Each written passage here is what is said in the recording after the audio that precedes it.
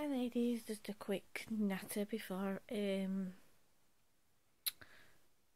I go and take Holly to daycare. As most of you know, I've not updated what Lauren were doing at what age, and because I wasn't allowed to identify her while the investigations are going on. I'll tell you, she started smiling at 3 weeks old. I walked into the hospital when she was there, and she saw me and she gave me such a big smile. Yeah, it made my day. So she was 3 weeks old. She started smiling. She started sitting with support when she was around 7 months. She started rolling at 8 months. The only thing she hasn't done is sit up without support, and she's almost 10 months now. She's not crawling yet. She's trying to crawl. The only thing is I am concerned about is that she's not putting weight on her feet. Otherwise, she's not even weight bearing like most babies would at her age. She's not even kicking her poor little legs. She'll move her arms, but not her legs. I'd have to show you when she got excited what y'all think. It's another thing. I would have done videos on breastfeeding and everything, but I couldn't because I only breastfed for 4 weeks because of all the stress and because I got given the wrong advice to top Lauren up with formula to put weight on. If I topped up with breast milk, it might have made a difference.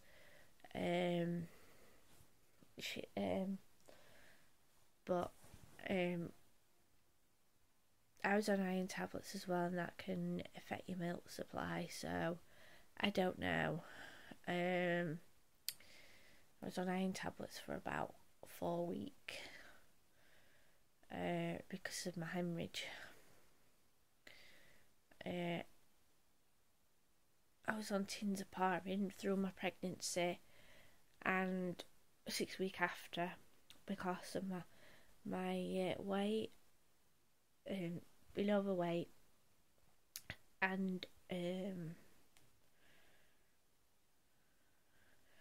blood clots in family history.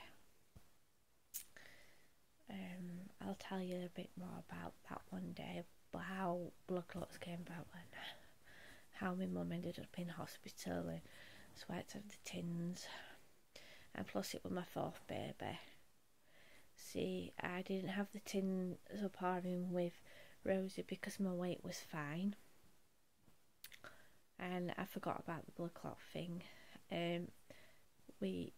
Holly, I had to have tinzaparin for a week after I gave birth, but with Lauren I had to have it all the way through. I was even under consultant care.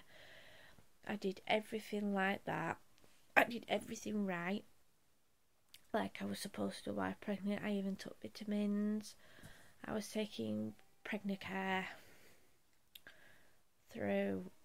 all the way through my pregnancy and breastfeeding.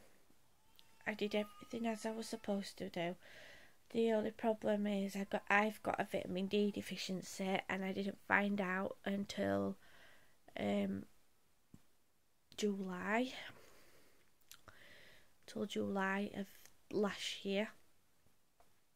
When at the hospital I found out Lauren had got a vitamin D deficiency, so I decided to get tested myself, and I had only mild, so I'm on vitamin D tablets. I'll tell you, I should have had an anti-D injection while pregnant if I got a vitamin D deficiency.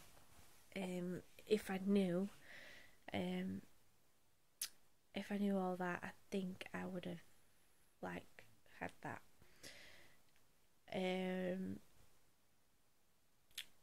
What have I been up to? Rosie's enjoying a new school.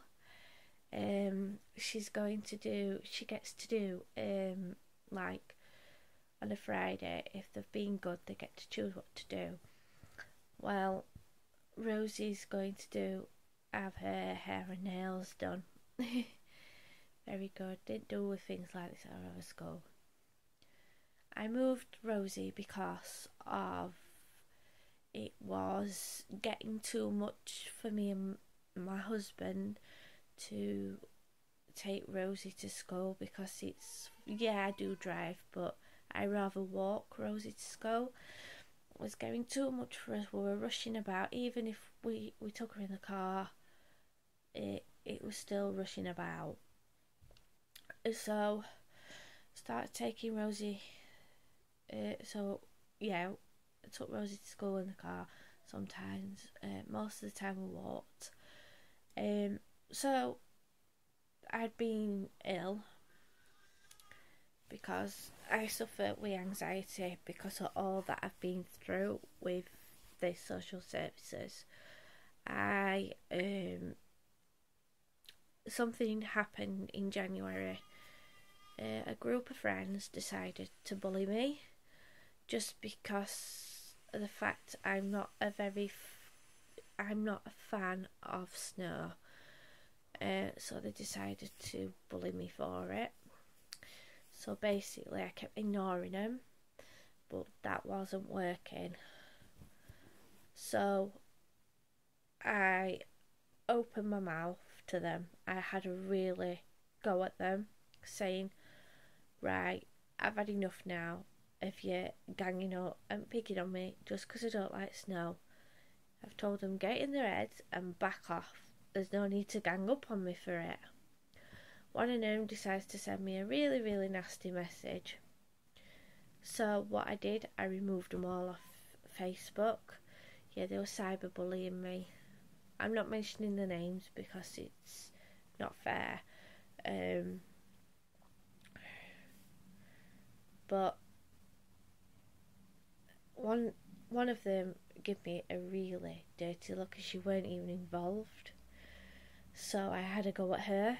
I said, give me a dirty look one more time. And I really had to go for it.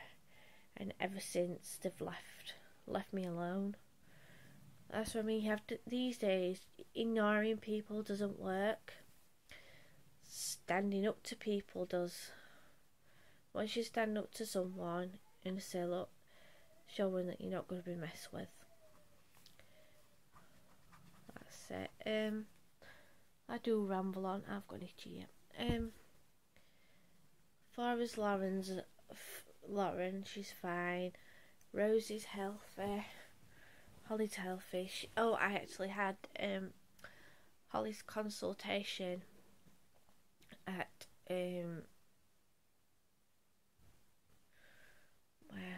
daycare, and she's doing really, really well. Even when I go through all that with social services, the investigation, that she did well then. It didn't affect her. It affected Rosie more than anything.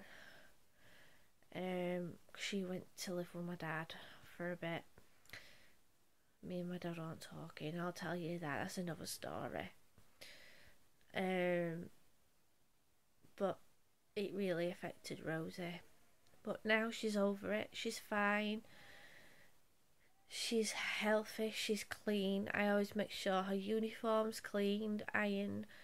I see some children and the uniform's absolutely disgusting first thing in the morning.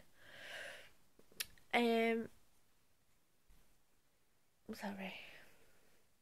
Oh yeah, today I had to clean Leonie's bedroom because it was a right mess.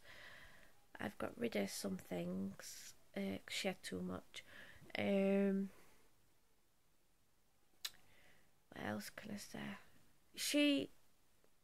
we've told her to tidy her room, but she won't. She's a typical 14-year-old. If any of y'all got teenagers, you'll understand. I'm sorry, but I'm quite new to YouTube. I've only been a YouTuber since last year, since I did all my pregnancy updates. I am so sorry that I haven't done after my pregnancy because of all I went through. I talk about breastfeeding. The fact that I'm not breastfeeding annoys the hell out of me, because if it wasn't for social services getting involved, I might still be breastfeeding now, separating me from my daughter and not allowing me to be with her. I was an abuser straight away. They weren't listening to what we were saying. We were saying, look, it's a birth injury, which we knew. It got investigated. 3 professionals who deal with suspected child abuse said it was an accidental injury caused by a precipitated birth, or before Lauren was born, or just after. But we were definitely in the hospital at the time of the injury. They're saying that it could be a uterine fracture, which I'm a bit confused, because Lauren has got blue sclera on the whites of her eyes, which could indicate a mild form of osteogenesis imperfecta. They've not even tested her for that. They've tested her for Turner's, which is being ruled out. That's why I would like her tested for osteogenesis imperfecta, just to rule it out. It's like, I don't know if I've told you, but we're trying to get the hospital done for the neglect, because we mentioned more than once about Lauren being in pain and distress, and all they could say were it was this problem she got with her feet, talipes. They don't get pain with talipes only when they've had an operation on the feet. They just didn't want to have the blame put on them. They'd rather have had the blame put on me and my husband. They tried saying that a fracture couldn't happen with a normal delivery, but it can. It's rare, but it happens. Because it happens more in America than it does in England. Because I'm in England, they tried putting the blame on me and Dan, which wasn't fair, and I think that's all I've got time for. I think I'll update you another day when I've got more time to explain about it and try to put the blame on us. I have told you what I've gone with. One of my videos, it's about what I've gone through with social services, what they did to us and everything. I don't think I mentioned that they took our mobile phones for evidence. There was some evidence that I put to a friend saying I gave birth to Lauren's head with no midwife in the room, and I said something like the midwife walked out and I didn't even have to push. I will find that message and get it right for you, but I'm going to have to go. I've got to take Holly to daycare now. And I'll talk to you another day. Bye.